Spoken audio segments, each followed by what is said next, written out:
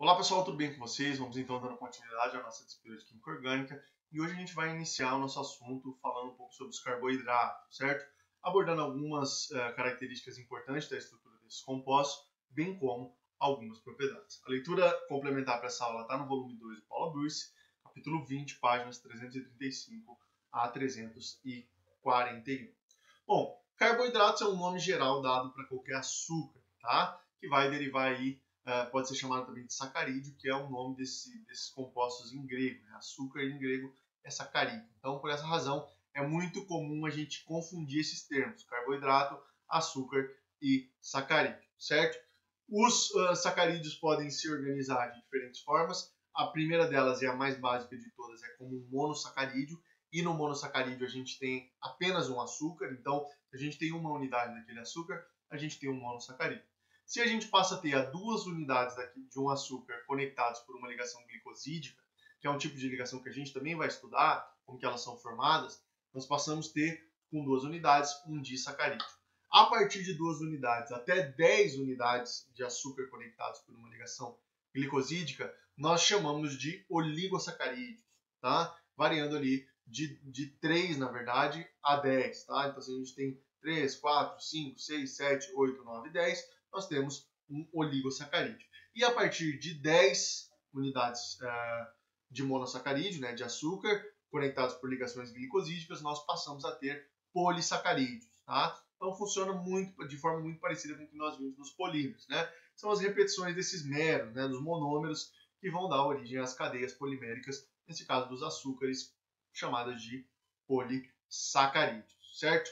Os monossacarídeos, os açúcares em geral, eles sempre vão ser de duas funções orgânicas. Ou eles serão um aldeído, ou eles serão uma cetona, tá? Então, sempre vai ter essas duas funções, e além disso, nós sempre vamos ter pelo menos duas hidroxilas na molécula, duas hidroxilas na estrutura da molécula.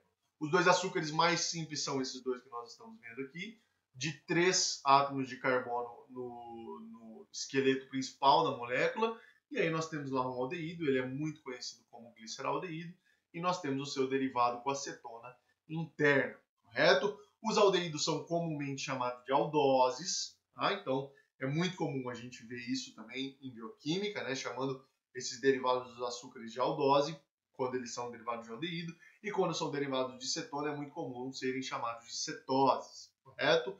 O tamanho da cadeia também é muito utilizado para identificar esses aldeídos, para discriminar esses aldeídos. Quando nós temos cadeias de 3 carbonos no centro, né, essa parte central da cadeia aqui, nós vamos ter uma triose, com 4 carbonos uma tetrose, com 5 carbonos uma pentose, e assim por diante. No caso dos nossos dois açúcares mais simples, o gliceraldeído é uma aldotriose, né? Aldo porque vem de aldose, por ser um aldeído, e a triose porque tem 3 átomos de carbono no esqueleto central da molécula, enquanto que o seu derivado da cetona é uma cetotriose. Tá? E percebam que a cetona aqui, ó, fica em posição interna. Se ela fosse terminal, se essa carbonila fosse terminal, ela seria uma aldeído. Tá? Então ela fica em posição interna. Outra coisa que a gente precisa ter em mente também é que a grande maioria dos açúcares são quirais e são oticamente ativos, certo? A representação dos açúcares, diferente do que a gente viu lá em estereoquímica para moléculas normais e gerais, é utilizada a representação de Fischer, tá? A projeção de Fischer, ao invés da projeção em perspectiva, utilizando cunhas preenchidas e trastejadas. Então, Fischer aqui é muito mais comum, e é por isso que eu não falei tanto de Fischer lá e deixei mais para a gente abordar aqui. Sobre as projeções de Fischer, o que a gente tem que se lembrar e nunca pode se esquecer é que as ligações na horizontal são ligações que sempre vão estar saindo do plano em direção ao observador, e ligações na vertical vão sempre estar entrando no plano e se afastando do observador. Uma coisa que é importante a gente saber fazer é mudar de uma projeção em perspectiva para uma projeção de Fischer e vice-versa, né? Como é que a gente faz isso? Ó, observa essa molécula aqui em projeção em perspectiva. Perceba que os grupos D e C estão num plano, tá? E o grupo B e A estão em outro plano, né? E aqui no caso do B e A, e o A para frente do plano e o C para trás do plano, correto? O que a gente tem que fazer para passar para Fischer? Imaginar um observador olhando de alguma posição. Então, a gente pode botar um observador olhando nessa direção. O que ele vai ver é o grupo A e o grupo C vindo em direção a ele. Então, ele pode colocar A e C na horizontal, porque tanto A e C estão vindo em direção a ele quando são projetados no plano. E D e B estão se afastando do observador, né? Estão entrando no plano. E aí, essas duas ligações podem ser desenhadas na vertical. E nós temos a projeção de Fischer para essa projeção em perspectiva. E a gente também tem que saber aí ir de um lado e para o outro, tá? Ir da projeção de Fischer para a perspectiva e sair da perspectiva e ir para Fischer, principalmente vocês que vão sempre estar estudando sistemas biológicos, e a gente sempre vai ter esse tipo de projeção de Fischer no tipo de estudo que vocês fazem, né, na carreira de vocês. Dentre os açúcares mais simples que nós temos, que são as trioses derivadas de aldeído e de cetona, a derivada da cetona é a quiral, então ela não tem centro assimétrico. Carbono sp2 a gente não considera centro assimétrico, e os carbono sp3, eles têm aqui dois grupos iguais ligados ao mesmo carbono.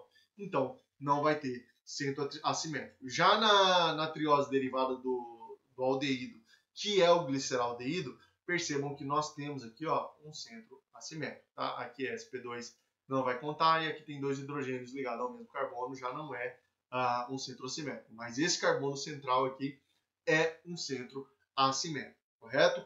Como o gliceraldeído é o açúcar mais simples, que é quiral, a notação D e L, muito utilizada para classificar os açúcares, de todos os açúcares, é baseada na configuração do gliceraldeído, e é isso que nós vamos olhar um pouquinho mais de calma a partir de agora, certo?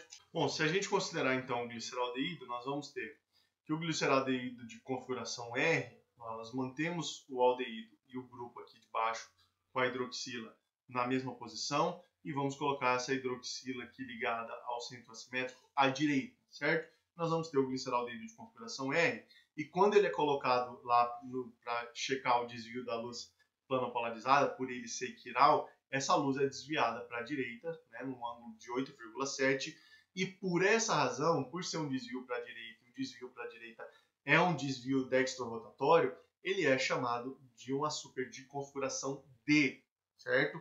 Por outro lado, se nós invertermos essa ligação, né, passamos a hidroxila para a esquerda e o hidrogênio para a direita, nós chegamos a esse enantiômero, correto?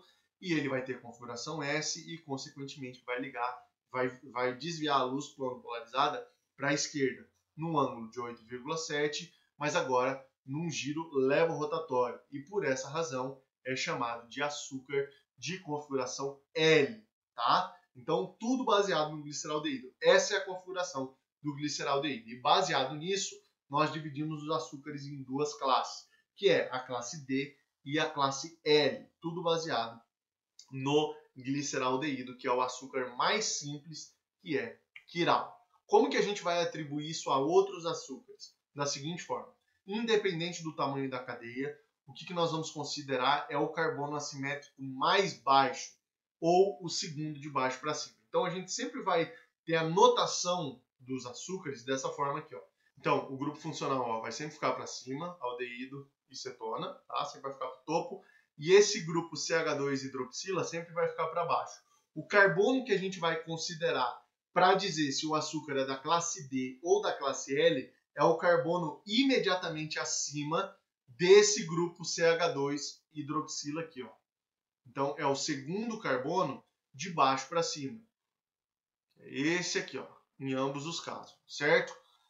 Aquele que tiver a configuração idêntica ao D-gliceraldeído vai ser da classe D. E aquele que tiver configuração idêntica ao L-gliceraldeído vai pertencer à classe L, certo? Qual que é a forma muito mais fácil de ver e observar isso só de bater o olho na estrutura do açúcar? A seguinte: vai olhar para o açúcar, vai identificar o carbono imediatamente acima desse grupo CH2 hidroxila, e se a hidroxila tiver para o lado direito, tá? Se essa hidroxila tiver para o lado direito, vai pertencer à classe D, porque vai ter uma configuração idêntica ao D-gliceraldeído. certo? Se a hidroxila tiver para o lado esquerdo, vai ser pertencente à classe L, certo? Porque vai ter uma configuração idêntica ao L-gliceraldeído, tá bom? No gliceraldeído, o D significa que a luz foi desviada para a direita e o L significa que a luz foi desviada para a esquerda, né? Dextro rotatório para a direita, levo rotatório para a esquerda. Só que nos outros açúcares, onde isso é aplicado, o L e o D não tem nada a ver com o lado, né? Para que lado o ângulo da luz plano polarizada é desviado, tá? É só no gliceraldeído e todos são baseados no gliceraldeído. Quem for parecido com o D-gliceraldeído é da classe D e quem for semelhante ao L-gliceraldeído vai ser da classe L, tá? Mas nos outros açúcares, CD ou CL não quer dizer que gira, aquele açúcar D vai girar para o lado direito, vai ser um dextro rotatório, ou se o açúcar é L, vai ser levo rotatório, certo? Isso se aplica apenas no gliceraldeído e é muito parecido com o que a gente viu lá no RS, tá? Não é porque é R que gira para a direita, só porque eu giro lá para achar o R dos grupos de prioridade é para a direita e vice-versa para o S, certo? Por que nós não utilizamos a nomenclatura RS nos açúcares, tá? Poderíamos? Obviamente poderíamos, só que é muito mais fácil utilizar a notação D e L, porque praticamente todos os açúcares da natureza são de configuração D, tá? Praticamente todos. Se a gente pega aqui essa família partindo do gliceraldeído e sempre adicionando mais um carbono, nós vamos ver ó, que todos são de configuração D. Ó. Essa última hidroxila aqui, do carbono assimétrico, ela sempre está do lado direito. Ó. Então, são sempre D-aldoses, aqui no caso que a gente está falando, dos derivados do aldeído, certo? A acetona vai ser a mesma coisa. Ó. Quando a gente, aqui na cetona, na cetotriose, nós não temos centro assimétrico, mas na cetotetrose a gente passa a ter, ó, o centro assimétrico está aqui, e vejam lá, a hidroxila sempre do lado direito, semelhante ao gliceraldeído D, né, dextrorotatório.